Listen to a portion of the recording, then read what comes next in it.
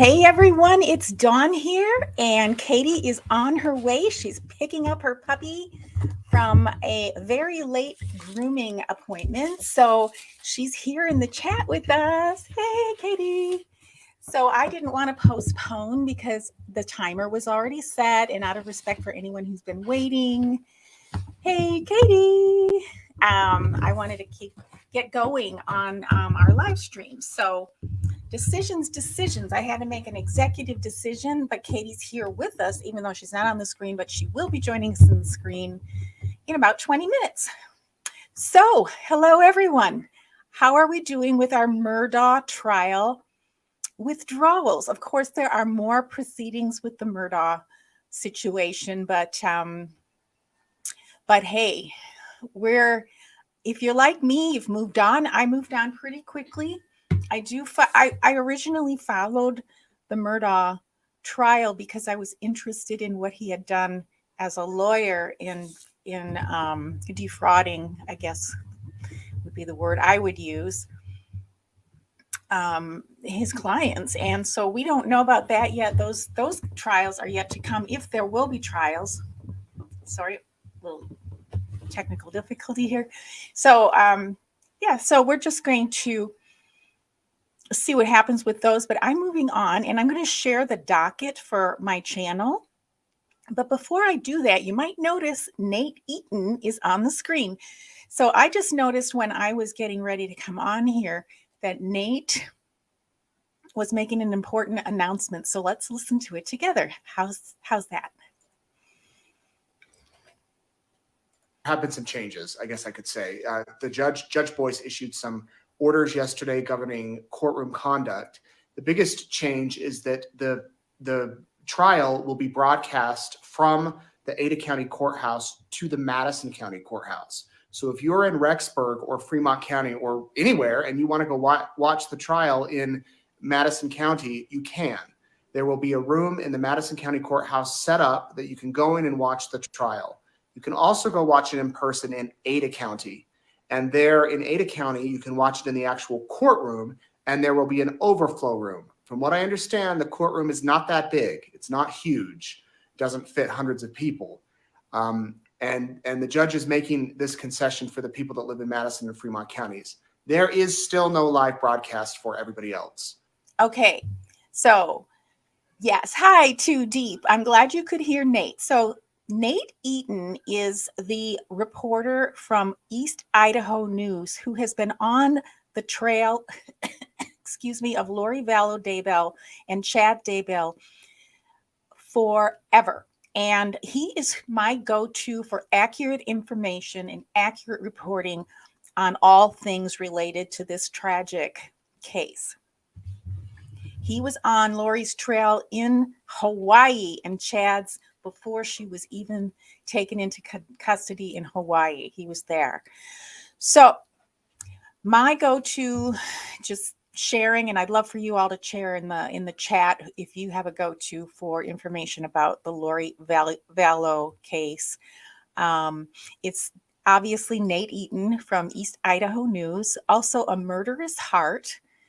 And that is Annie. It used to be Annie Lyddix, but she's got a murderous heart now. She is the sister of the late Joseph Ryan, who was one of Lori's 5 husbands who ended up dead, along with Charles Vallow, which is now why it's Lori Vallow Daybell. So she's got quite a track record, and I have a little bit of a summary just to get Katie up to speed that I want to share. So, okay, Pappy says Katie looks different. Yes, Katie will be here shortly, Pappy, but she's here in the comments. So tell her she's pretty. Okay, so having said that, let's take, excuse my cough, you guys. I'm so sorry. It's an annoying cough. Let's take a quick look at the docket for my channel here, so you can tell me which cases you're interested in. This is from my community pages.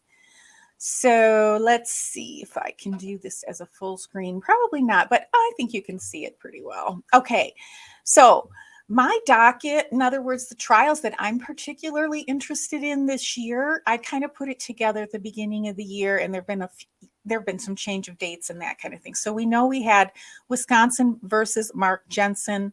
That was in January. He was found guilty for the second time after getting a retrial because he brought it to the Supreme Court for a variety of reasons. Next was the murder of Maggie and Paul Murdaugh.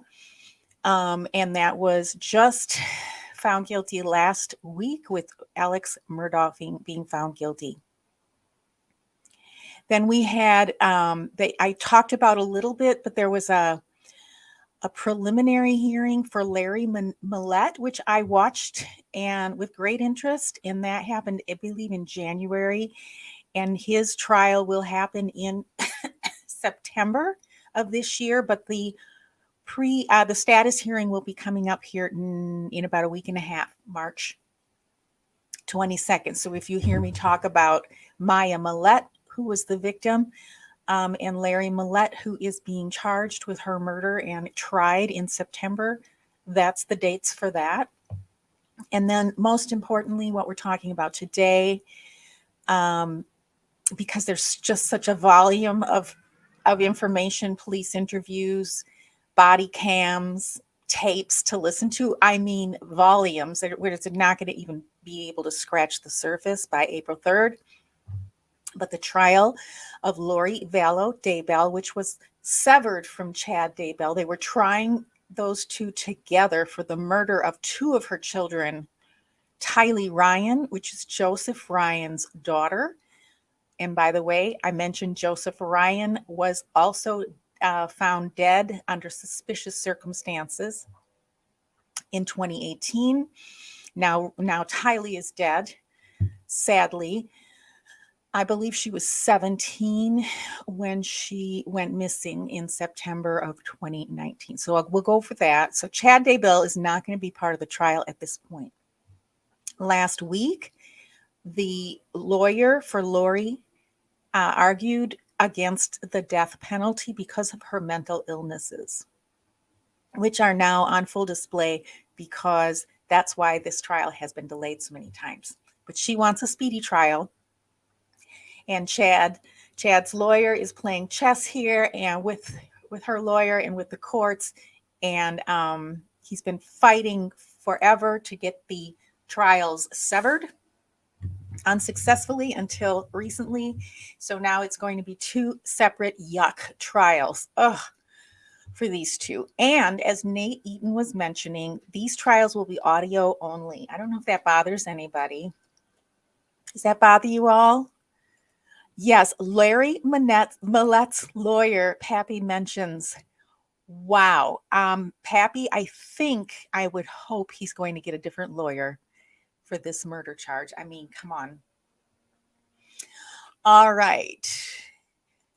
Okay, very good. So let's keep going. So that's the next trial, and we're going to talk about that a little bit today. And before we talk about it, I'm going to also share my summary. I have a little spreadsheet type thing. We don't know when Sarah Boone's trial for the murder of Jorge Torres is going to be. There have been so many delays and postponements. I have it written down as either April 10th or May 16th of this. So that's coming up after Lori's trial. Excuse me. Really important on the docket that I know a lot of people are going to be paying attention to is June 26th, the preliminary hearing for Bryan Kohberger for the murder of the 4 Idaho students. And preliminary hearings, a lot of people don't pay attention to, but you can glean a lot of information about what kind of evidence is going to come in. So they're very enlightening for the most part. And that's going to be in June, if all goes as planned. And then I'm very interested in this trial, also starting on June 26th, is Caitlin Armstrong, who was a cyclist who was charged for the murder of Mariah Wilson. Very tragic case. I've been following that one. Also coming up in July, one of 3 trials for the Elijah McClain homicide. These are police officers as well as the EMT workers. So Rodema and Rosenblatt go on trial in July 11th. The two paramedics, August 7th. And then Woodyard goes on trial alone on September 18th. So there's going to be 3 separate trials for that murder because there were so many involved. Again, September 14th, Maya Millette was never found, presumed dead, presumed murdered by her husband, Larry Millette. Some say Miliette. I'm not sure. I'm going to have to work on that and get that right before the trial, actually before the hearing. And then, of course, we're planning for hopefully October, sometime in October, to be announced the murder of Dan Markel, a conspiracy, and one more person going on trial for this, and that's Charles Adelson. And then out in December, a lot of people paying attention to this, what they call the OnlyFans murder. And this is the Courtney Clenny for murdering her boyfriend, Christian Obumskley, I believe it's pronounced. I probably don't have that right. I'm also following some NFL law, which I cover on Hey, We Like Your Pod, our podcast, and that we also do those live on Thursday nights. If you're interested, I'm keeping an eye on Dan Snyder, John Gruden, Brett Favre lawsuits. And also on my radar is Dylan Rounds, which was a young man who was also, his body has not been found, presumed dead and murdered. His alleged murder was charged last week. That was big news. And that's also being covered, interestingly, by Nate Eaton from the East Idaho News. So that's a really heartbreaking one to be watched. And then we also have maybe Anna Walsh in Massachusetts. That should be coming around the corner probably early next year. So that's my docket. And if you want anything added or moved or changed, obviously the dates might change, let us know. And Machete.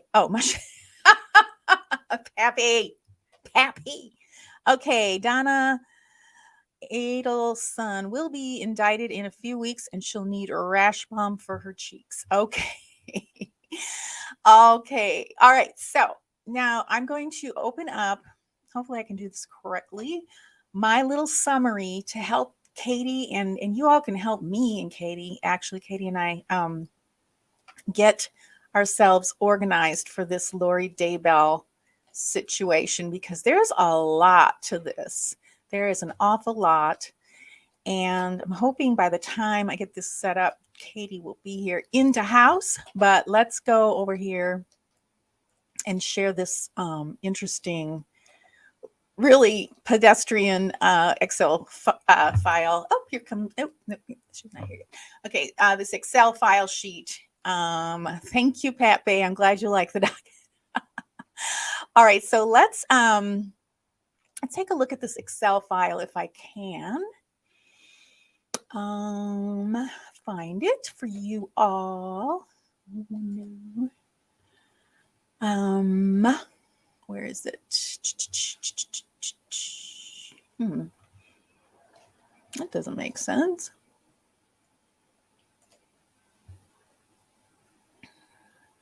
I'm going to do something here. Cancel. Let me bring this back over. It doesn't like it when it's in a separate window.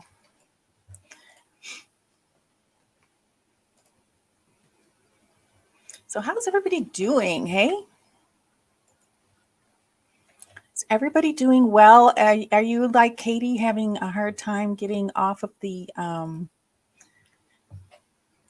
Murdaugh case? I have moved on. I really wanted to move on from that case for so many reasons. All right, here we go. So here we go. Which one is the most disturbing, Debbie? Hi, Debbie. Thanks for being here. The Daybell case. Is that the one? Okay. So as I mentioned, as we started out, okay, yes. Okay. So as we started out, excuse me, I mentioned who my go-tos for the Daybell case, and I just wanted to put together a summary because there's a trail potentially of victims before the kids went missing and found dead on Chad Daybell's property. So let's start out. There's a lot of allegations that Barry and Janice, Lori Daybell's mom and dad, as well as her brother Alex and her entire family of siblings, basically, have enabled her in crimes throughout the years. And this idea that she has some kind of special powers, which is really weird. Excuse me, I'm going to have to drink and take cough drops today, so I do apologize for that. So Lori's parents are Barry and Janice, and they live in Arizona. Lori is one of 5 children. 2 of them are already dead. All right. So Stacy, the eldest daughter, was born in 1966, dead at 31 in 1998 under what many believe are suspicious circumstances. And this is what I took out of it. Alex, the brother of Lori Daybell, who is also would have been charged for murder if he were alive, for the kids, and who was seen with the children at Yellowstone Park before they went missing, or right after, I should say. And so Stacy died as age 31 in 1998. The cause undetermined, but 31 years old. Okay. And guess who was alone with her? Her brother Alex, who is basically who does Lori's bidding by all accounts, allegedly. He was with her the day of her death. He used her credit card that day to make all kinds of purchases. And the remainder of the family was told that she wasn't doing well. And they were on vacation or spending time in Hawaii, as they do, as Lori has been known to do whenever somebody's dying or missing. And they didn't bother coming home. They didn't make their way home for their eldest daughter's death, to see her before she died. And that was very notable to people around the family. The second oldest of Lori's siblings is Alex Cox. He was born in 1968, died in 2019. We're going to go over that timeline of deaths. He had married Zulema right before he died.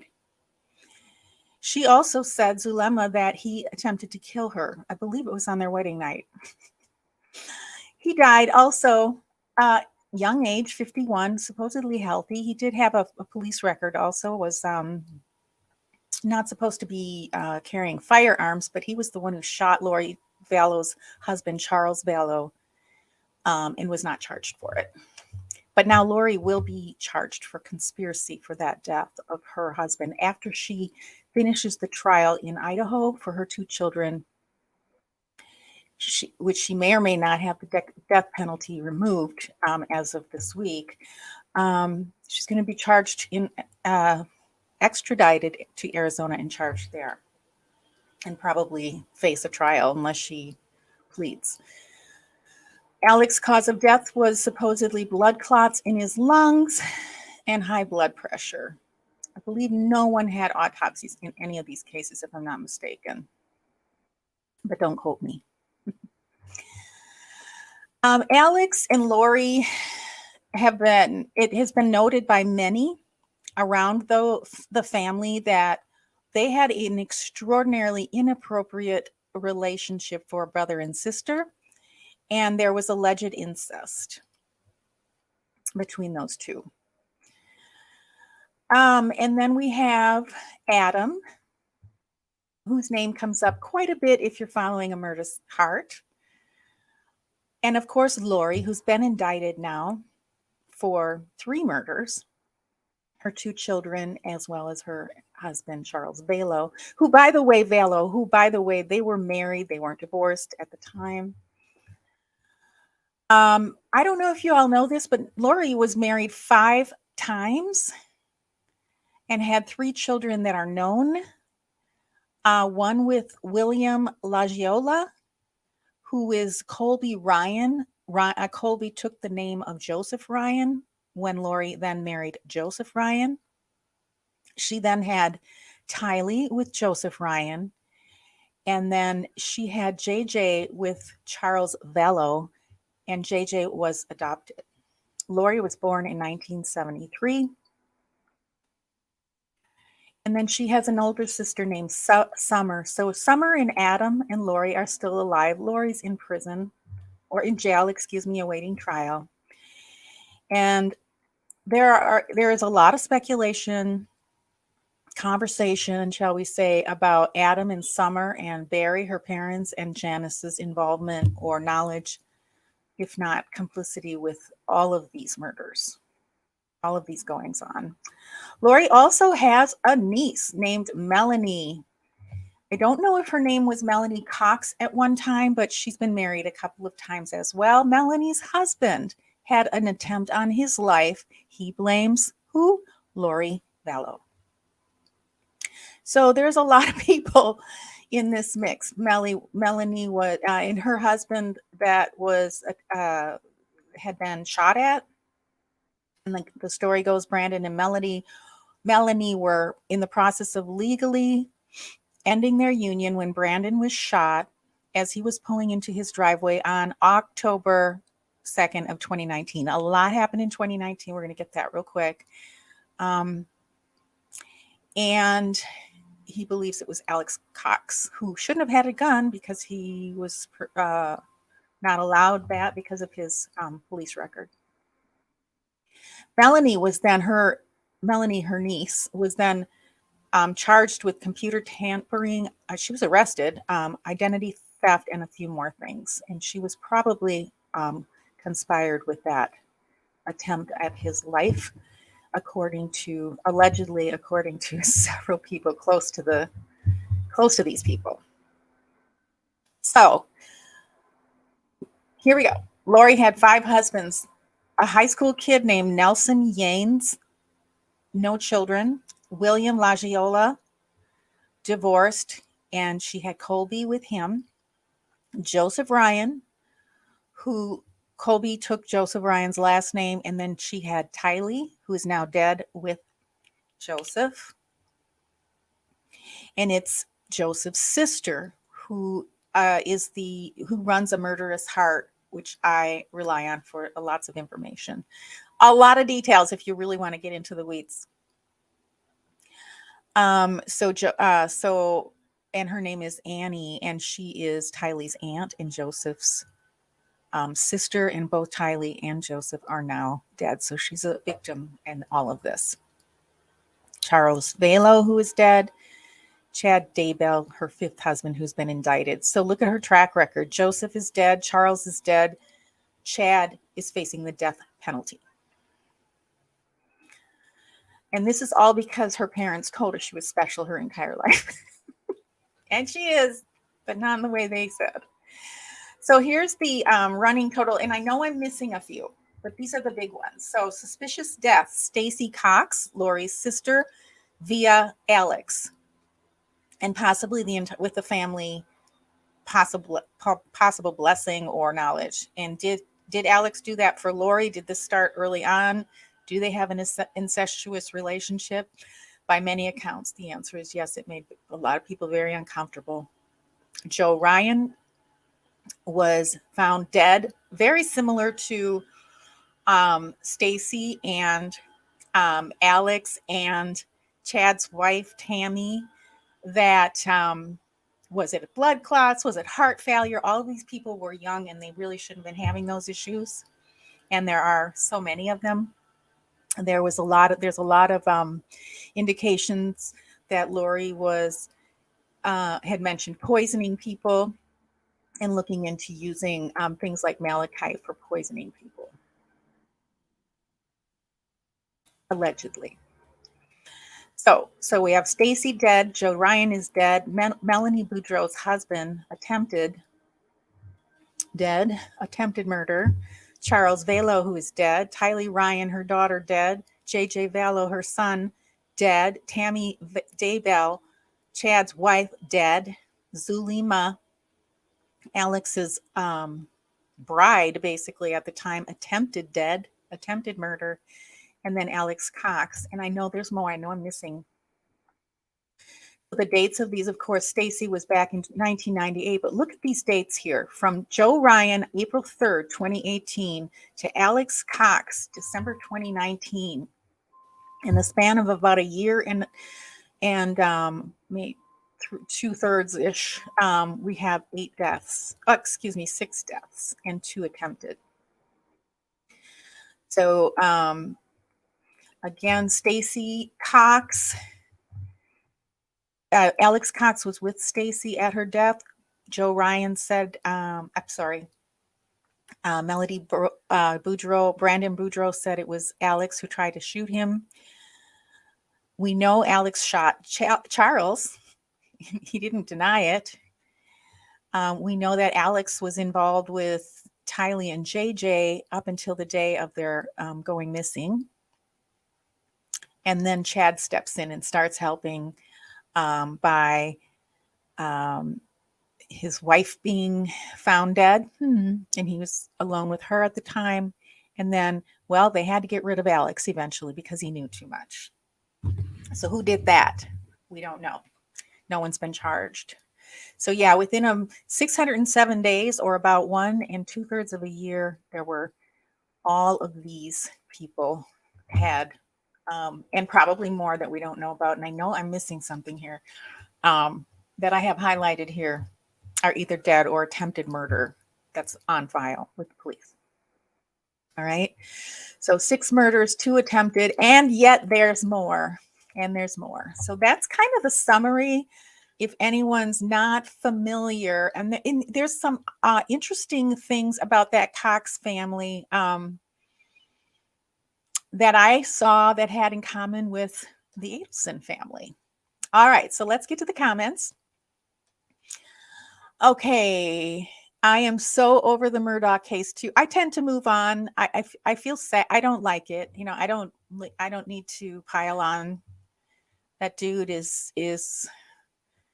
in state prison right now, and that can't be nice for somebody who was once a prosecutor. He's probably getting a lot of. He's probably got a welcoming committee. So Debbie brings out that Lori justified, and she has it in her own words, getting rid of people because they're zombies or they have evil spirits or dark spirits or something like that. She thinks she knows. So, you know, where I come from, and I think most people, she claims to be religious. It's only God who should have the right to take away life or give life. So she equated herself with Jesus himself. I mean, her beliefs, I don't get into any of that. I just turn those right off, but it's pretty crazy, pretty bizarre. Now, her insanity plea has come and gone, and now she's been deemed mentally fit to face trial. But at the same time, the death penalty lawyer is saying, well, she should not have the death penalty because of her mental health problems. So it's kind of interesting. I am not a death penalty proponent in any way. But it's just interesting how these things are argued. But one of the things that was mentioned in the the last hearing, it might have been a status. In any case, they had some arguments. It might have been pre-trial. Was that her religious beliefs and her mental illness are all enmeshed as one. So that's kind of interesting how they're going to play that. Okay. So Pappy hasn't followed, listened to some film calls. Yeah, they're real winners. That's why they're in jail facing murder charges. And which podcast, Debbie, are you listening to? Debbie, yeah, there's a lot more information. Or is that just an excuse? And I think we're talking about the insanity. Are we talking about the insanity, Katie? A lot of people have referred to her as crazy. So sure, it's an excuse, but I would kind of argue that anyone who kills another person is probably likely got some mental issues. I don't know. Which podcast, Deb? Pappy. I just had it handy and I was like, oh, I need to figure this out. Yeah, we want to know what podcast. So as I mentioned, my go-to people are Nate Eaton from the East Idaho News. There's volumes of accurate information on there. And then Annie, who is Joe Ryan's sister, and that's A Murderous Heart, or Annie Lytics. She has 2 channels on YouTube. And then I mentioned a couple of those. I think it's in the comments here. So those are my oh, Debbie's talking about the murder. Okay. Yeah, we've moved on. So that's cool. That's cool. That's cool. Got it. Hot toddy for a cough sounds great. Yes, gotcha. Okay. Yeah. All right. All right. Okay, we're talking about eggs. JJ was adopted by Charles Vallow and Lori while they were married. JJ was actually Charles's nephew, and his nephew was unable to take care of him. JJ was also autistic, and I'm getting into some of the more recent live streams from Annie and the last days and probably weeks, unfortunately, and maybe even month or two of JJ and Tylee's lives were, as you can imagine, pretty awful. And it's heartbreaking. It'll tear your heart out. And so one of the things I mentioned that for, and Katie's here now, one of the reasons I mentioned that is it's not just one day somebody snapped. These children were neglected and abused, more than likely, definitely mentally abused before they died. And it's just sad. It's so awful. And the family stood around, sat around, and didn't do a thing. Hi, Katie. Hey. Oh, sorry about that. Hi. So, okay, so you were saying, I'm sorry, I've been listening the whole time. You were just saying it's known that the children were neglected. definitely in those last weeks and months. Okay. Yes, she something happened in her mind where she allowed her, just her elevated sense of herself and her religion to take her down a different road. Because even Charles Vallow said she had disconnected from JJ, but until then she had a bond with her children. Okay. But you can tell Tylee, I mean, there's a lot that goes back with Tylee, who interestingly is a daughter, that was not great, probably all along. Okay. And she was 16, right? Who? Oh, I believe Tylee? she was 17 when she. And Okay. Yep. And JJ and was. JJ was like 10. I don't remember the age exactly. Okay. I don't remember. Okay. I'd have to look. I mean, yeah, I don't know. I don't know off the top of my hand. I'm not a detail person. Like I read things and then I just I don't care about. I'm not a detail person. That's why you're here. No, I'm not either. Debbie's here. Yeah. Yeah. Okay. So that's right. I do not dwell on things. Yes. Yes. Yes, I do not dwell on things. There's too many other cases as we went through the docket to get to. And I also I am not a person who feels like I need to call somebody names or tell them they're a terrible person or talk about how terrible people are. I'm interested in what they do and what they say, but you're not going to find me here psychoanalyzing people. Like, right. I'm not going to say that person's probably psychotic or that person's probably sociopath, even though it's probably obvious that they are. But that's not my role personally. I don't care Yeah. that other people do it. I know other people do it, but I just try to step out of that and look at, I'm just really interested in the law and the trials and how this plays out, and certainly like to see some form of accountability. I don't even know if I want to call it justice, because when somebody's been, there is no justice when somebody's been taken out of No. this earth. Yeah. Mm-hmm. So by the way, Debbie says, watch the police interrogation. That's what we're here for. That's what we're going to do. I just wanted to provide some background while we were waiting for Katie to come live. So Katie, keep going. Hit me. So Lori had an insanity trial, and they said she's sane. Well, they're saying she's fit to stand trial. Yes. Yeah. Okay. I don't think they've said she's sane. Okay, down the rabbit holes. Hello and welcome. Court paperwork that got released by a court in Austin, Texas. You would know. Molestation in the Vallow Cox family. I believe that. That is not hard to believe based on what Annie has said. Because it was supposed to be sealed because they were minors, I reported it, hence the court's. Oh, very good. Thank you. Thank you for doing that. Yes. Yeah, I always like to say alleged and all those things, because like I said, I'm not here for that exactly. And and that's why I'm listening to Annie's not podcast, but she may have a podcast too, but her YouTube live, because she is, if you listen to her or watch her, you will see the documentation that she has. Joe was her brother, Tylee was her niece, and she doesn't even call names or anything like that. So it's she's very tactful. Okay. Okay, and then one more quick question. Yeah. This trial that's upcoming, it's for the murders of Tylee and J.J. Is that correct? Yes.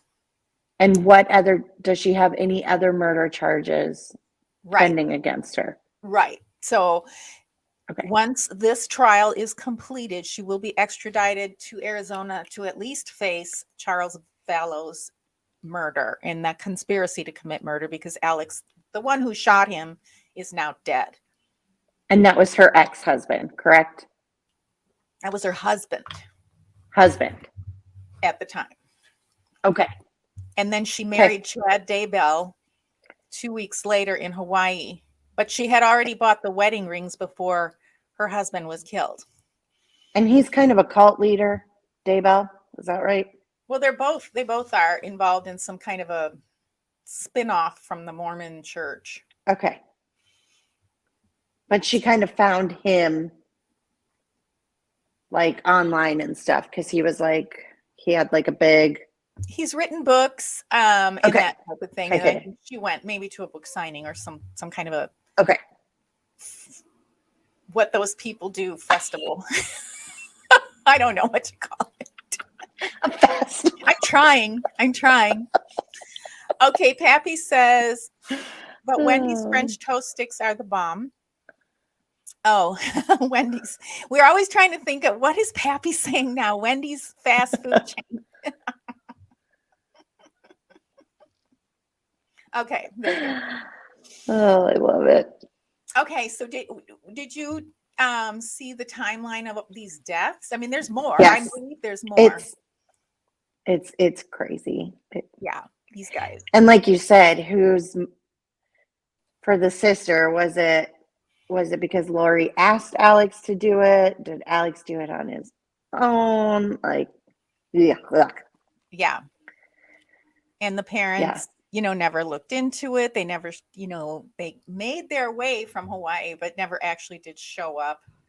So there's more going on then with the parents too, because it's coming from the top down. It doesn't just happen.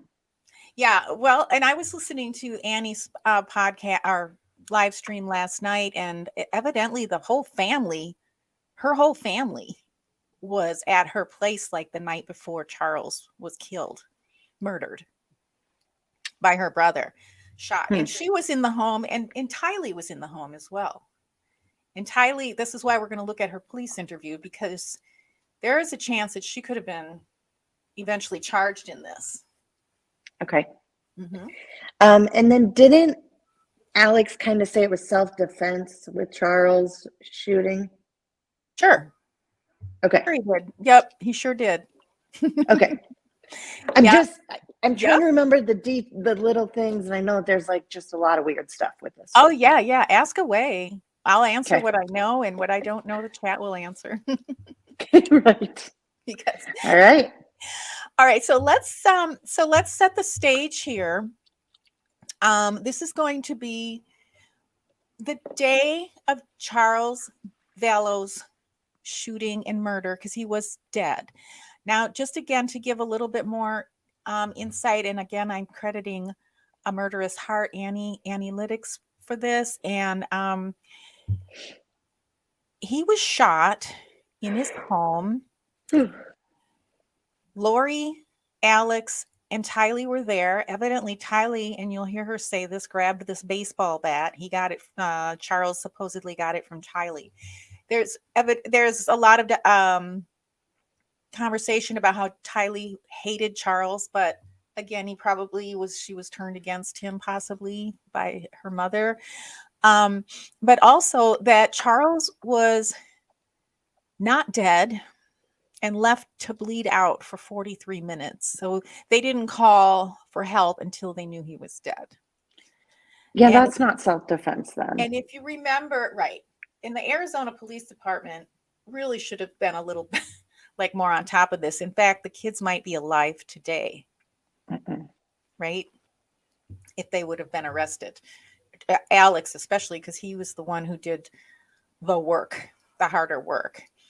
And so, okay, so we have several police interviews that day to look at. We've got Alex's, Lori's, and Tylee's. Now, there's also a lot of conversation about how Tylee was left in the room all by herself without any kind of a child advocate with her, and she could probably hear the conversation they were having with Lori through the walls. I don't know if that's true or not. So Sure. we have that too. What year was this? What year was So Charles' death? 2019.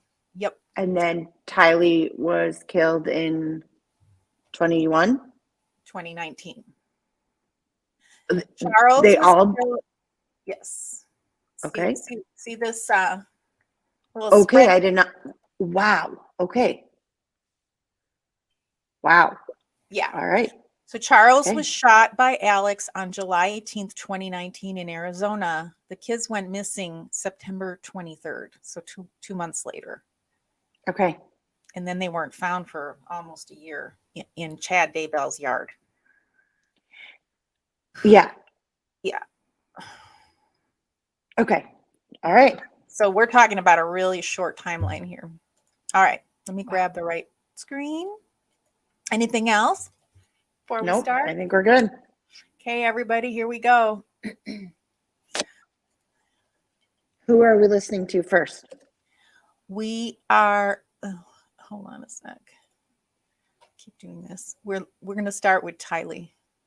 Okay. Even though I believe, sure. Oh, the other thing I was going to mention is, so Alex shoots him, Lori and Tylee and J.J., who they left in the car. So evidently he didn't see it, supposedly. Who knows? There's just so many bad things, that poor child. But then Lori, he's dead. He's shot in her living room, and Lori pops in the car with her kids, takes them to Wendy's. I think it was Wendy's, or Burger King or something like that, and then drops them off at school. Leaves them there with her brother. And then, her brother called the police, and then so there's also body cam of Lori and Tylee right after. Maybe we should look at that first. That's pretty interesting. So Tylee saw the shooting, and then her mom just puts her in the car and takes her to school and says, "Have a nice day." Yep, basically. Well, here's let's do the body cam. Whoa. Okay. Let's see. Mother of the year, huh? Oh, she's really special. Oh, I don't know if I have the body cam downloaded. Okay, we're not going to do the body cam. Okay, so let's go back. Okay, so we're gonna do, what did I say we're doing? Oh, God, sorry. Tylee's police interview. Yeah. And I lost it. Here it is. All right, here we go. For some reason, my little StreamYard is acting a little weird, so I have to do something a little differently. All right, got it there. We see it. Okay, very good. Here we go. And just yell stop Mm-hmm. when you're ready.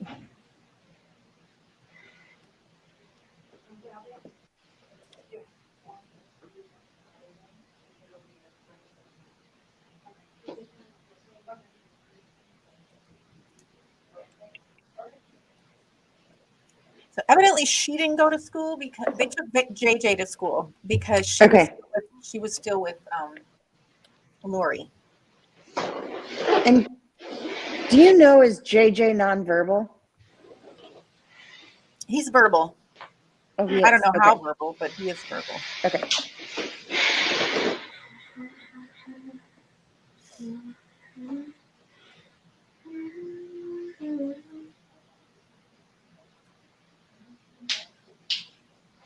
Ugh, I hate cracking knuckles. Oh my God, it makes me crazy. Stop.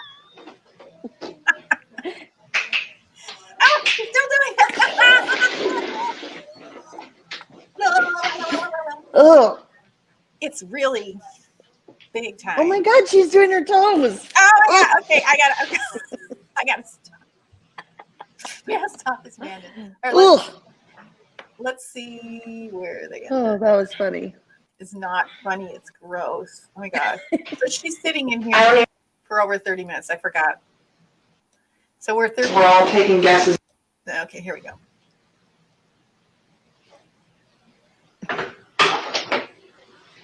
Hi. So you have to spell your name because we're all taking guesses on how to spell it. We're not sure. Tylee. Okay, I was right. And what's your last name? Ryan, Ryan. And your birthday? And then, do you have a phone? Yeah. What's your phone number? So evidently she couldn't trust her Okay. own mother, right? So I know this is gonna kind of sound like kind of a silly question, because it's super broad. But can you basically tell me what happened today? And you can start at whatever place makes sense for you, to kind of start and explain. I'll probably kind of ask you questions as we go a little bit. First of all, if I'm ever brought into for questioning, which I've never been, I sure hope they have the children's person talk to me, because I like how they told her, just start wherever you want. We'll figure it out. Because people don't think linear, especially if there's a tragedy. It's just, everyone should be questioned in that way. So I woke up probably around 7:50, I want to say, because. Wait, I've got something right here. Okay, she didn't say start at the beginning. How did you start your day?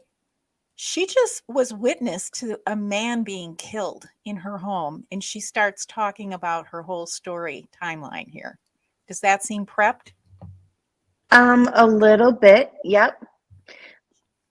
She doesn't seem traumatized, or this is just very. No, odd. why wouldn't you start with, oh my God, so and so killed so and so. I saw this shooting. I would. That's just me. Wow. I heard yelling from right outside my door. And I don't even know where, but I immediately jumped up, and I have a baseball bat because when I was living at my uncle's by myself, I just wanted something to feel. She was living by her uncle's. In other words, she was living with her uncle Alex, who was known to be, by the way, very much like Charles Adelson, goes to Columbia for underage sex, this kind of stuff.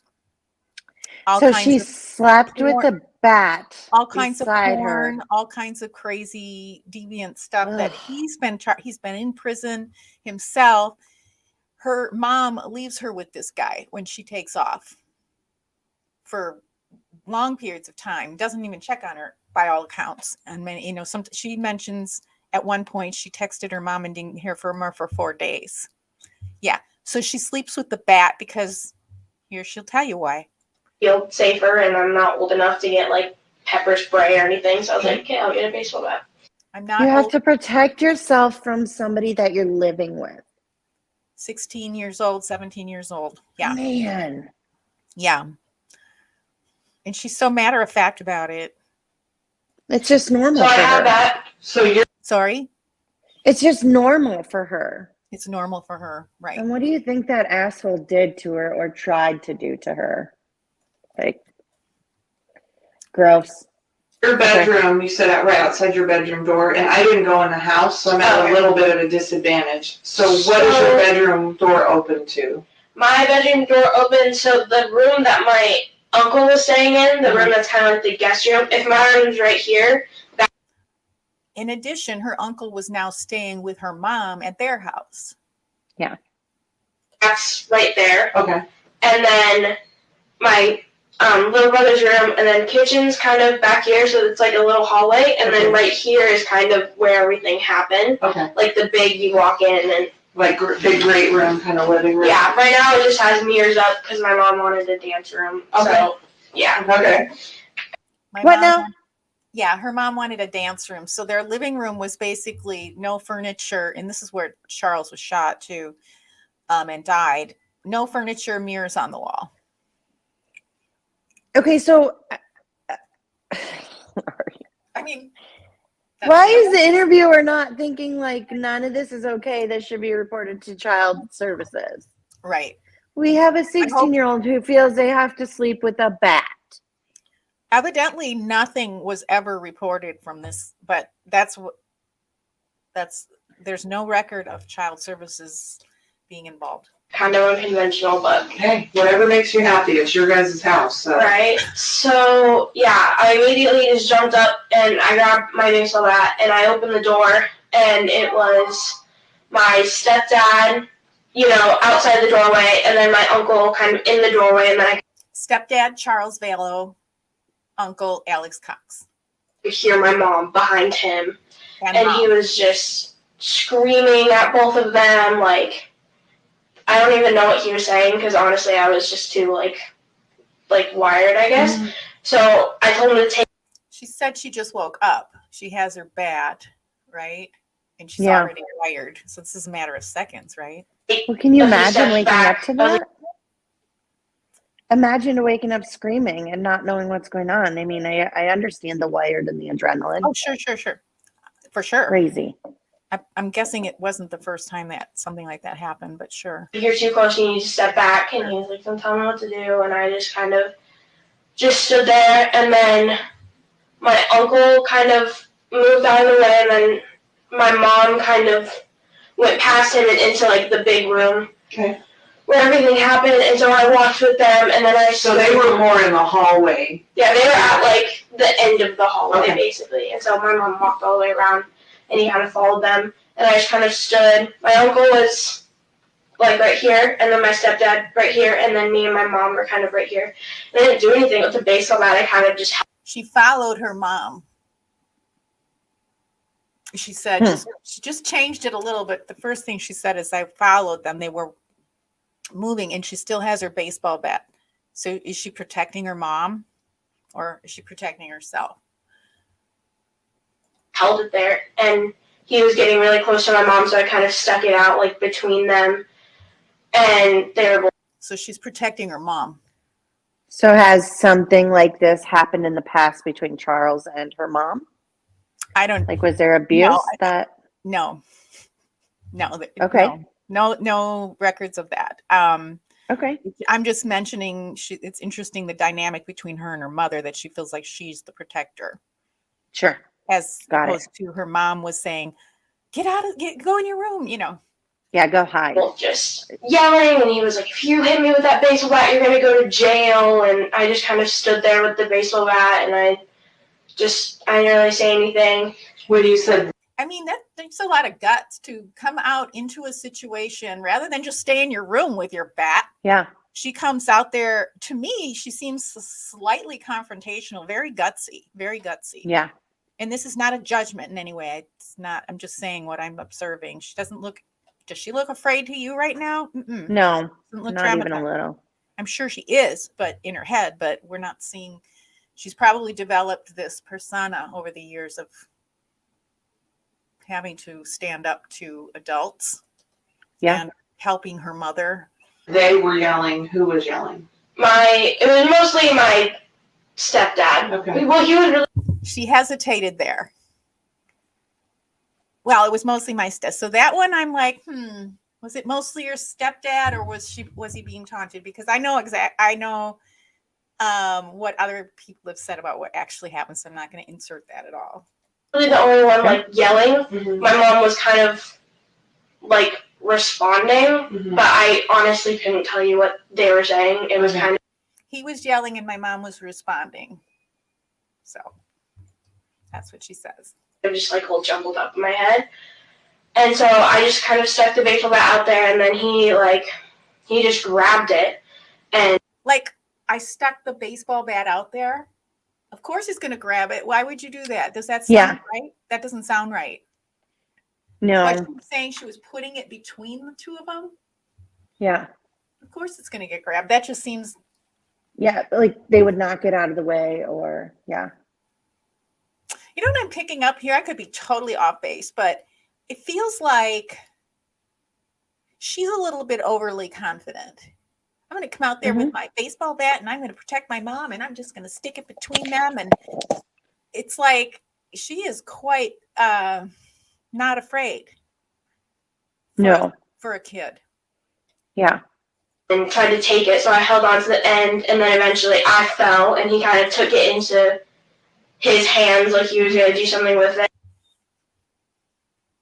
How does that sound to you? It's like you said earlier, it's sounding very rehearsed. Like she doesn't say I held onto it and it was like a tug of war and I fell over. It's like I had my hands on it, he had his hands on it, and I fell. Yeah. That's not how you would describe a fight over a bat or an object. You'd be like, oh, How long? Yeah. How long after the incident was this I interview? put it between them to try to separate them. He grabbed it. I was still holding on to it, so I tripped and fell, or something like that. Yeah. But it's like two. And it may have happened that way, but it's just, yeah. What was your question? I'm sorry. What would you? No, it's okay. How long after the incident was this interview? Right after. So like her and her mom didn't have time to like sort out the story before. They came home from dropping JJ off, and oh yeah, they had time. Okay. They had time before the murder too, because they had time before and after. And that's when. So when you fell, he ended up with the bat. Yeah. Okay. And so I fell to the ground, and then my uncle kind of like, I saw him take a step back, so my uncle, I think, grabbed him and kind of took him back so he couldn't like do anything. You saw your stepdad like take a step back? Take a step back, because he was really close to begin with, and then and so my mom said to go with JJ, and so I ran out the door, and then I kind of just stood there with my little brother. He was in the front seat of the car, and so I just kind of opened the door and just stood there, and like he was trying to get out, and I was like, no, we have to stay. So this is interesting too. I just stood there. I mean, you didn't go and hide, like, or call for help. You have a cell phone, right? I just kind of stood there with my little brother, and now just make sure my brother didn't go in and see anything. Like, okay. I have to stay in, and I was like, oh, like, I told him, like, do you want to go in the Jeep? And then he was like, no, and then I realized that my car was blocked in, so I couldn't anyways. I was like, okay, like, just stay here, and then eventually my mom. Wait, what was that about the Jeep and my car? And I don't know. Yeah, so apparently her car is a Jeep, and so they were going to go in it, and then they were going to leave, but it was blocked in. Like, what? Where are you going? With her little boy, with the little boy without the mother. Yeah, where are you going to, like, go around the block? What? Oh, shoot, I hit the wrong. You're good. No. Okay.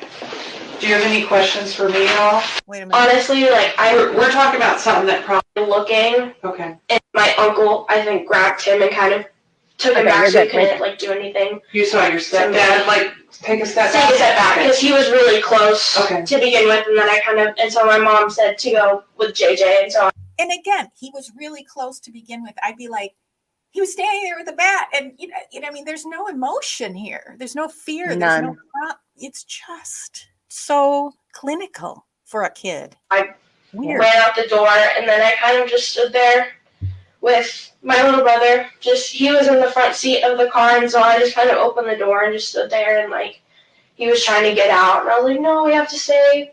We have to stay in.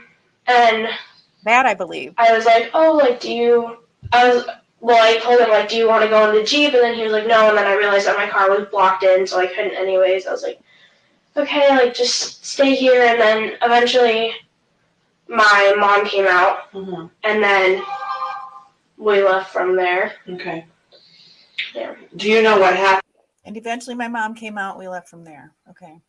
inside of the house? Has your mom kind of explained it all to you? I just kind of asked her, like, because I heard a noise, which I know what it was now, but it sounded like, because I knew that the basement I was in there, it sounded like someone, like, took it and hit it really hard against the floor. Okay. And so I was kind of like, Al's okay, right? Because that's my uncle. Mhm. So I just wanted to make sure that, like, my stepdad didn't do anything to my uncle and stuff. And So she's more protective of the uncle that she has to sleep with the bat to Right. help her feel safe, Right. but she's more protective of him and worried about him. By all accounts, Charles was just a super guy and a super good dad and stepdad and provided for them. And so this is really heartbreaking. It's creepy. Yeah. This uncle was, whew. And so she No. was like, no, like, I was fine. Like, we're just going to take JJ to school. And I was like, okay. So I just got in the car. And then, So, okay, hold on a second. So I want to go through that again. What did her mother say happened? my mom came out. Mm-hmm. And then we left from there. Okay. Yeah. Do you know what happened inside of the house? Has your mom kind of explained it all to you? I just kind of asked her, like, because I heard a noise. She was, first of all, the lip grooming before she answers, and then she's Mm. up looking to the left, up, which is, usually emotional accessing or recalling what happened. She's looking up. Yep. It's something she was shown or saw, maybe. Yep. Which I know what it was now, but it sounded like, because I knew that the basement I was in there, it sounded like someone, like, took it and hit it really hard against the floor. Okay. And so I was kind of like, Al's okay, right? Because that's my uncle. Mhm. So I just wanted to make sure that, like, my stepdad didn't do anything to my uncle and Okay. stuff. And so she was like, no, like, Al's fine. Like, we're just going to take JJ to school. And I was like, Al's fine. They call him Al, Alex. He's Mhm. fine. She doesn't tell him Charles is Nothing. Nope. okay. So I just got in the car. And then we went to Burger King because my little brother wanted breakfast, Mm-hmm. which was chicken fries for no reason. Okay. I do dinner for breakfast all the time. Breakfast for dinner and dinner for breakfast. So to kind of back up a little bit, so you had talked about your stepdad, when you put the bat out, your stepdad was coming towards your mom. Mhm. Can you describe to me a little bit better kind of what was going on there? Like, is there a reason you put the bat up? Yeah, he was walking towards my mom, and I just didn't want him to do anything, so I kind of just stuck out the bat. Like, my mom was right beside me, and he was right there, so it wasn't, like, between them. Okay. It was kind of just, like, I just stuck it out to be, like, keep your distance, kind of. When you say, I just stuck it out. This is how we stick bats out. Like, that's what our, we just flick it out. Mm-hmm. Mm-hmm. you didn't want him to do anything, what did you think he was going to do? Hit her. Okay. Yeah, it's, for the most part, been pretty, like, mundane, but there have been a few like violent times with him when I was really scared that he was gonna hit me or hit my mom, like Okay. just because everything was kind of crazy. Me and him have always kind of not gotten along, Mhm. like just since I was little. And so there have been a few times that we've gotten in fights and stuff like that. And so so I'm just kind of always scared of that. Yeah. Yeah. And then, so that happened, and he grabbed the bat from you. Mm-hmm. So kind of tell me that again real quick. So I kind of stuck it out, and this is when he was like, if you hit me with that baseball bat, you're going to jail. And I didn't say anything because I'm like, okay. And so I'm holding it by like the end of the bat, like the place. That's pretty confident, isn't it? Mm-hmm. She's like, oh, okay. Yeah. No fear at all. Mm-mm. Where you hold it, and so he kind of took it, and I kind of like lunged forward and kind of lost like my footing, and so my mom was like, just let go, and so I kind of like slipped and I fell, kind of on like my side. Okay. Yeah, and then from that, my mom said to go to the car, so I just got up and ran out the door. Okay. Did you see? Well, at least you ran. I mean, that's good. That's plausible. I'm trying to figure out why she would have fell though, because I'm like, if I have something and somebody else is grabbing it and I let go of it, that person's gonna fall, not me, because I know what's coming. Good point. Right. It seemed fabricated to me, this whole thing. And I think it's because they wanted to claim self-defense. Mm-hmm. So, yeah, it doesn't seem quite plausible. No. And her comfort level is just blowing me away here. Yeah. When you fell towards your side, did you see what he did with the bat? No, I wasn't really looking in that direction because from where I fell, the door was kind of more in my line of vision because I fell looking this way and the door was like right there, so I didn't look back. So he was kind of. Wow, that's specific. Very. He was at a different line of sight than what you were looking at. Yeah. Okay. And then at some point you saw him kind of take a step back. And from what you're saying, and tell me if I'm wrong or not, you didn't necessarily see your uncle pulling back, but it seems like that maybe. It seems like he wouldn't have taken a step back on his own, so it's more of an assumption than anything. Okay. I didn't see him physically take him back. And does That's that weird make sense based on where your uncle was at that time? Yeah, he was behind him because he wasn't on this side with me and my mom, so he was behind him. Okay. Because that's kind of just the order where everyone walked out. And when that happened and then your mom told you to go, did you see what happened with your stepdad and uncle? No. Okay. And then Okay, pause. When she went out. I'm glad. Sorry. Yes. So this story just doesn't make sense because she just said, I didn't look back. I just ran right to the door, blah, blah, blah. But yet she knows that he took a step back because her uncle grabbed him. Like, how would she have known that when it was all behind her? Right. And then just this, and did you see what happened with your uncle? No. Just an assumption. It's like, oh my gosh. Okay. Wow. All right. Super sad. Wow. Outside with your brother, you never came back inside. Oh, I went to go get my mom's purse from inside so that we could have like her wallet and everything, but this was all happening, like I said, like in the bigger room right here. And so I went through the garage door, and so the garage door is right here, and then there's like a little hallway, and then this is kind of where everything is, and then this is my mom's room. Okay. So when I went in, I kind of like just tuned everything out, ran to my mom's closet, ran back. So I didn't see anything, I didn't hear anything. When did you go back in and get her purse? After my mom came out. Okay. So after you heard that loud noise? Yeah. Okay. And when? And her mom made her go in?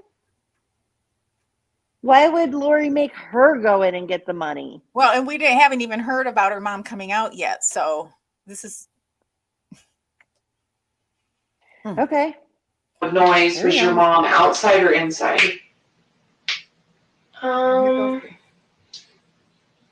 trying to think. What did she tell me to say? I think she was inside when it happened and the door opened like immediately after. So very quickly after the door opened? Yeah. Okay. So it wasn't like a long period of time because I remember not like thinking about it for that long, and if my mom hadn't come out immediately, I would have, been thinking about it for a lot longer than Okay. I had. So This poor girl. obviously I don't know. What? This poor girl. Yeah. Like, Yeah. because she's a victim in all this, but like, oh God. Yep. Know, like your mom and stepdad and uncle, like you do, I don't. So can you tell me kind of where the three of them were at kind of emotionally and how they were behaving when all this was happening? When all this was happening, or like before? When all this was happening. So like when you came out of your room and he took the bat from you and... Yeah, so my stepdad was like, he was like, I don't even know how to explain it. He honestly just looked like kind of a crazy person. Okay. Like, screaming, and like his face was beet red. He just looked like really mad. I remember when he took the bat from me, I saw his face for like a split second, and I honestly, like, it didn't even look like him. He just looked like pure, like, rage. By the way, the things that were done to him the day preceding this whole thing it would drive anybody bananas, and he actually called the police the night before Like what? Explain that. for help. I mean, he flew in, he worked where he traveled a bit, and his car was taken from the lot. His, like, things were taken. He was locked out of his home. Just, it was pretty crazy making stuff that led up to him. So, and most likely, Tylee would have been aware of what her mother was doing, because she it was almost like she was instead of her daughter, you know what I mean? She was Best friend. privy to information. I don't know if it was her best friend, but privy to information that she shouldn't have been. Like, he was just seeing red. So I haven't really seen him like all the way like that before. That's like the crazy. I haven't seen him like that before, all the way. Mhm. I mean, what does that even mean? So that's kind of telling too. Craziest I've ever seen him. And then my uncle was kind of calm, like not super calm. Obviously, it was like a stressful situation, but he's like, I don't know, he was kind of just standing there in the doorway, kind of just being protective of my mom, but he wasn't yelling or really saying anything. Okay. And So how is he being protective if he was standing in the doorway while she was the one protecting her mom over there in the room with the bat? Yeah. Huh. and my mom was just he was yelling, and my mom was kind of just like talking. Okay. Right. So my uncle, Everybody's calm my uncle except for was calm, and my mom was just talking, but he was, Dad. enraged and red and mad and yelling like I've never seen him before. So yeah. But you don't remember, if you do, like what your mom was saying at all, or what he was mad about? No, not really. I'm sorry. It's okay. Honestly, like We're talking about something that probably happened over 2 seconds of time. Yeah, honestly, it feels like 2 seconds and 40 minutes at the same time. Yeah. So I don't remember what they were really saying. I just kind of heard yelling over everything. Mm-hmm. I don't know. I kind of just do that whenever things are like really loud. I kind of just like tune what people are saying out, because I don't know, just yelling isn't fun, obviously, for a kid to hear. And with my biological dad, I always heard him like screaming and stuff, so I kind of just learned how to like tune it out. So That's interesting. So that's Joseph Ryan, right? Mm-hmm. And how long were him and Lori married? I don't know how long they were married, but he died a year before. Okay. Let me look at the dates here. Let me pull it back Of course up. he did. Right. Joe was found dead April 3rd, 2018. Charles was shot July 2019. Okay. Yeah. So Mhm. not a lot of time. And was Chad in the picture at this time? Here at this moment, Uh-huh. Yeah. by all accounts, yes, because Charles found emails from Lori to Chad. Mhm. Okay. Okay. But when you woke up to yelling, and you had said you weren't sure what they were actually saying, did you know who was yelling when you heard the yelling? Yeah, I knew it was my stepdad. Well, at first I kind of didn't. Like, when you first wake up, you're kind of disoriented. And then I remembered that my stepdad was, like, coming in to take my little brother to school today, so I immediately, like, knew it was him. And then my uncle I knew was staying, so I knew that was him. And then my mom, obviously, I knew Her uncle had a home nearby. that was her. But he was staying. Yeah. Stayed overnight. And then, Cool. so you stepped out of your room and you took the bat with you. Is there a reason why you took the bat with you? Honestly, I think that was kind of just, like, first instinct.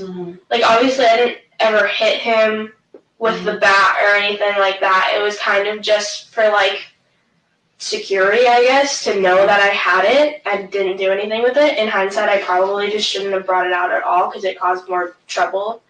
But it was kind of just first instinct, and it was right by my bed. So I kind of just, like, jumped up and grabbed it. So I'm trying not to put like words in your mouth and No, stuff. you're good. So But she has put some words in her mouth, by the way, already.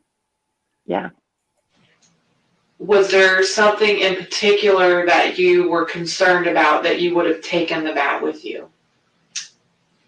Only if he had been violent towards, like, me or my mom. I'm assuming you're talking about your stepdad. Yeah. Okay. Yeah. But it wasn't like, oh, I'm going to take the bat and, like, do something with it. It was kind of just like, I need something in my hands to, like, feel safer. So her uncle was there. Why did she think that she had to protect herself and her mom? Right. And her uncle was there. Which is supposedly why he was there, because Lori said she was scared, which is kind of interesting. Okay. Okay. That makes sense. Makes no sense. So my kind of second dumb question is, and I don't know that there necessarily is, but I always kind of want to make sure, is there anything that, we didn't talk about or I didn't ask you about or anything that you think is important or anything that I should know? Because it's harder for you because you were there. And so I'm asking questions about something I didn't even see. So I just want to make sure, like, I didn't miss something or anything that you think I should know about. That was pretty much it. Okay. And if you think of something, in 5 minutes and tomorrow or whatever else, we can always talk again. It's totally fine. So, I talked to your mom about, we have some victim services people that work here. They're not cops. They're really good at what they do. So I really want your mom to talk to them, because I think it would be good that your mom has, and you guys have maybe some extra support if you need anything go moving on. So I'm going to check in with your mom real quick, and if she's good to go, then I'm going to introduce one of them to you guys. That way you guys can talk before I take you guys back. Okay? Sound fair? Yeah. Okay. Do you have any questions for me at all? No, Okay. If you do, let me know, okay? No, I'm good. This kid. I mean, this lady is clearly not, she's not a child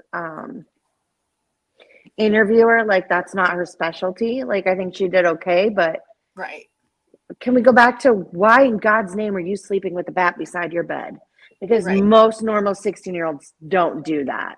And how often does your mother leave with your uncle? How often do you stay with him? Why is Uncle staying with you? Yeah, like, what was he do? Doesn't he? Where does your uncle live? Yeah. Yeah. I think we're missing a lot of the story here. Oh, yeah. And Uncle, by the way, was never charged in the murder. Okay. It was considered self-defense. So yeah, it's interesting. So next week we'll look at Lori's interview on the other side of that wall, and See how well it lines up with Tylee. let's just see what you think of Lori. Oh, good. Oh, good. Because I don't know. I mean, I remember hearing blips about this, but not. Yeah. Yeah, Anyway. and most of us, I mean, most people don't know about the whole trail of, right? So I think it's important. So what's the real story here? Do you want to tell me that or wait for it about what actually happened between these three? There will be a trial for Charles Vallow's murder. Oh, there will be. Okay. Yeah. So you missed that part. So after Lori Stamp's trial in Idaho for the murder and other things, child neglect, all kinds of stuff on her charges, of Tylee and J.J., which is what everybody's heard about, right? Because they were missing and all that. Yep. After Chad and Lori's cases were together, and now they're separated, so severed. So now Lori can stand trial on her own. Supposedly, it looks, by all accounts, it looks like it's moving forward for April 3rd. Mm-hmm. Once that trial is over, regardless of the outcome, she'll be extradited to Arizona to face conspiracy to murder Charles Vallow, finally. And that didn't come out until after she was charged and for murdering the kids. Oh. And there was just an outcry, like, from the family of Charles and so on. So yeah, there will be a trial, so we can get into that. Okay.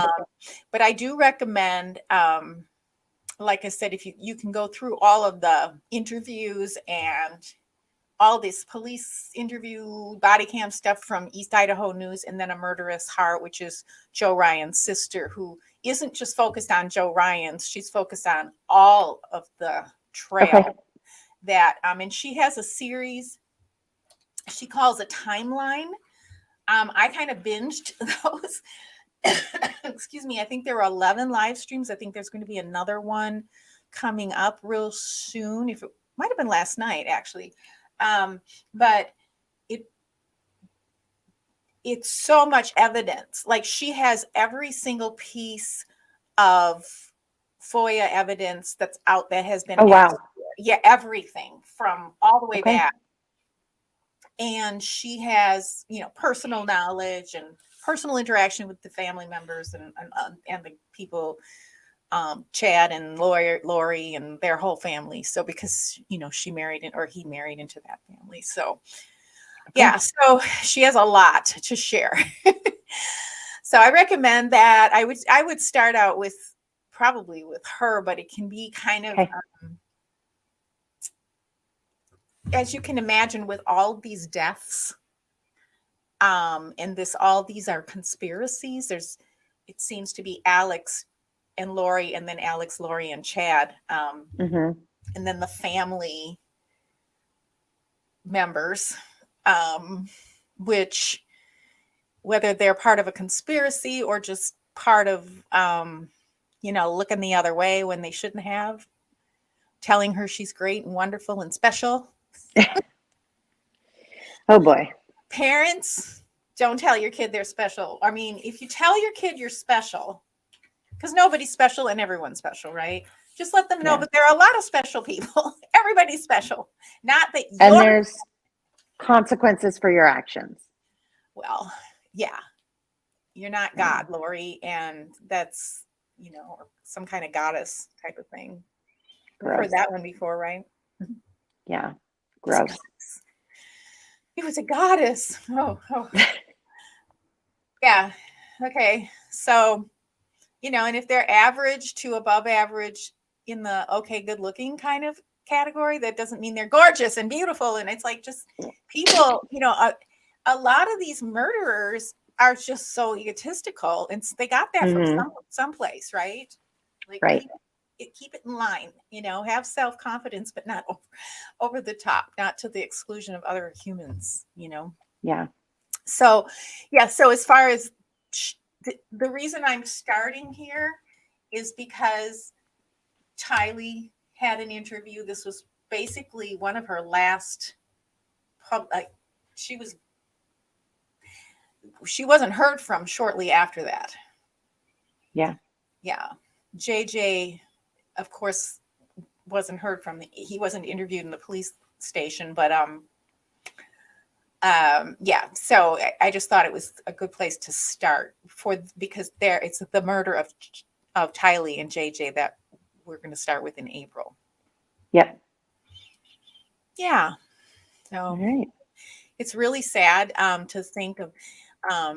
Annie had mentioned that Lori did a lot of things in terms of neglect and actually emotional abuse to these kids before, like in that 2-month period.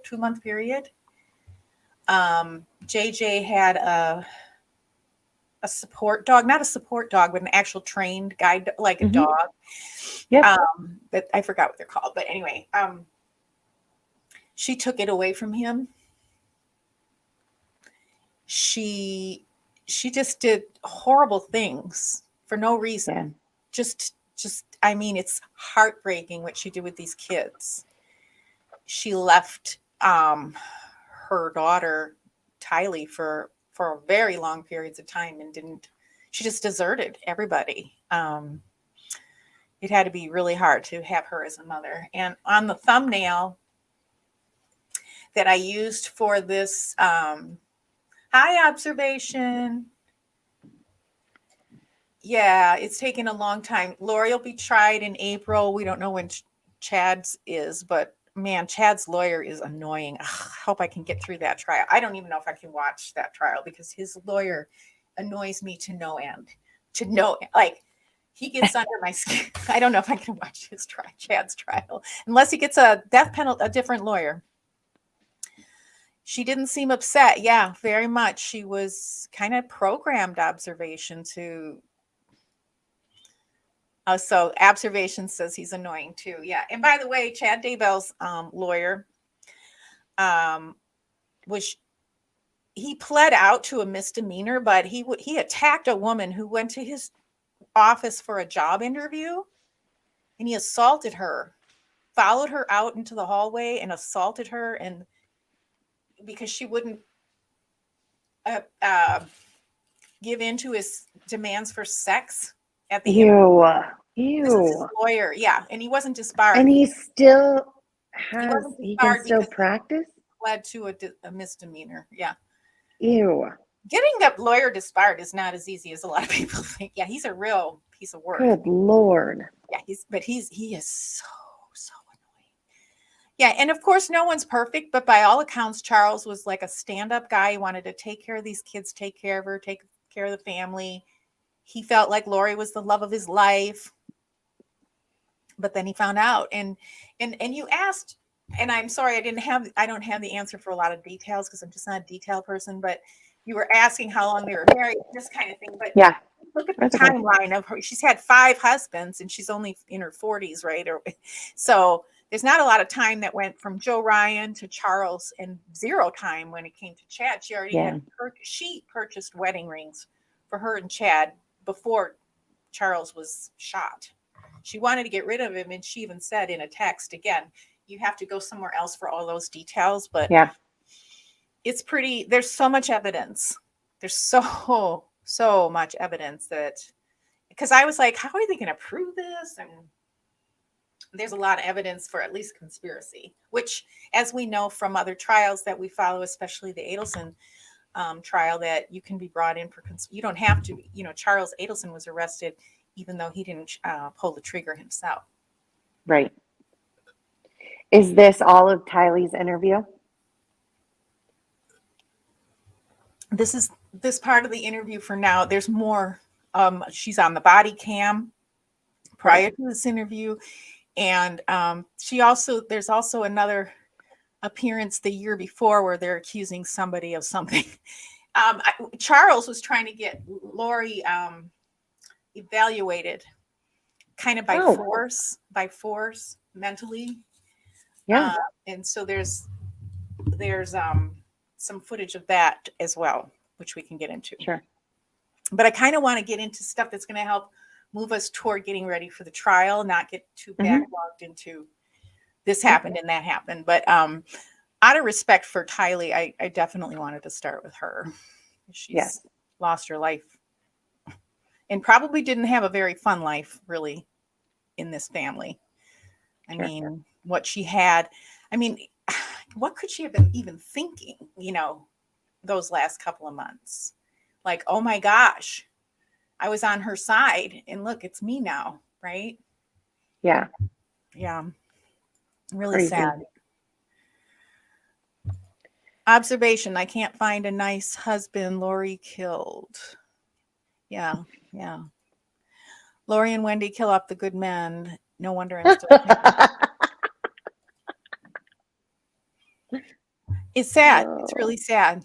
I know. Like, that's the crazy thing is, like, how do people like that continue to get married over and over? Like, how do they continue to find like a willing participant? Like, how do they con them? Right. It's a con job. It's crazy. Yeah. Because I have an older sister and I'm just like, you're like one of the best humans in the world. How are you still single? Right. And then like my little sister, who is annoying as all heck, is married. And I'm just like, I don't get it. Right. Those single ones just set their bars too high. Yeah.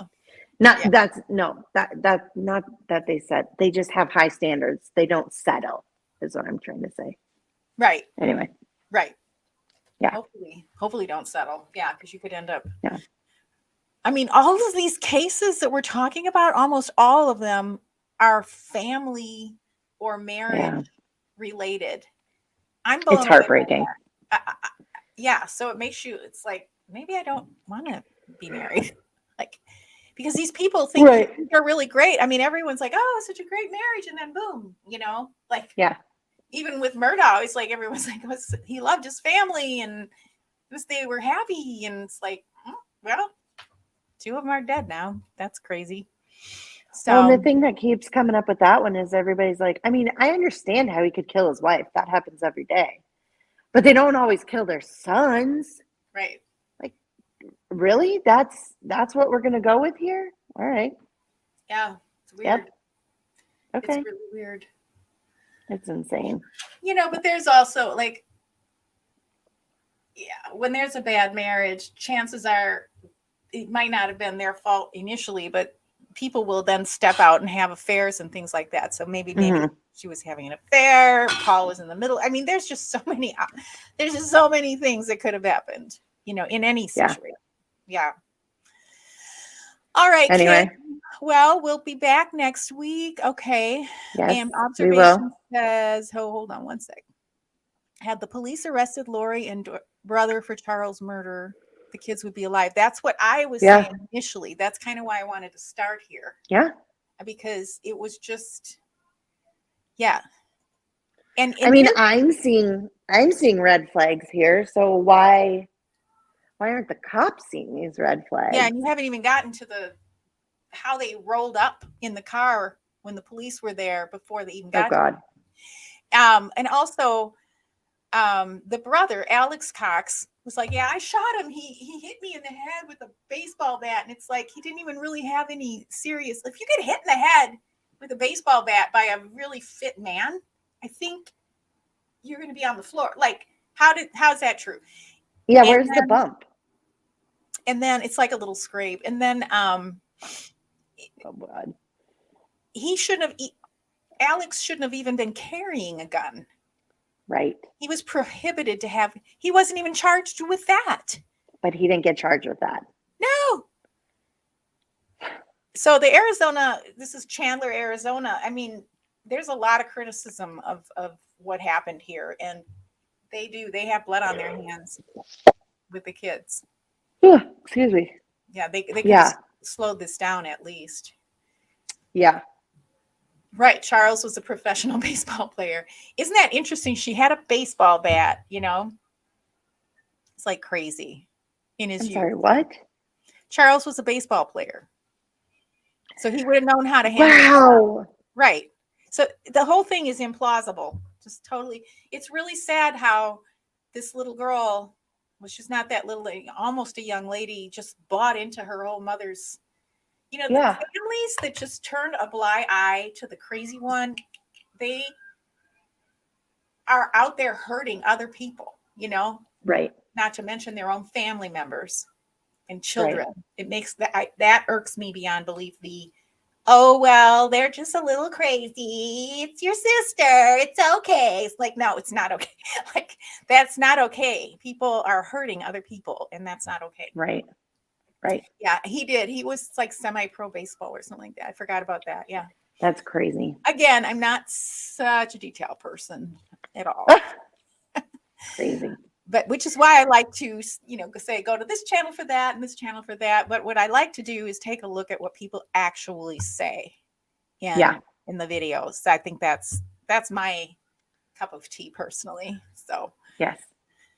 And as I All right. mentioned in the bio and in all the notes, that I am not a professional. I am not a professional in mental health or in law and by any stretch of the imagination. I'm just interested in what people say, especially when it comes to under duress or under pressure or around crimes. So especially when there's going to be a trial coming up, I like to look at it, Yes. to see what changes for the trial and that kind of thing. So so next week we'll get on to the next police interviews of Lori and some other things, and hopefully I'll share my spreadsheet with you so you can kind of take a look. It's pretty basic. It's like super basic. I'm not going into much more detail, and I'm going to add names of people because I know there are other alleged victims along the way that I've missed. Perfect. So including some question about Chad Daybell's sudden appearance in the town where these kids were actually found dead, and when a girl had gone missing. Okay. Where he just suddenly showed up there. So so all right. Well, I will do some. Thank you, observation, all the chatters for joining, and Katie, as always, thank you, and we'll see you all next week. Bye. Bye for now.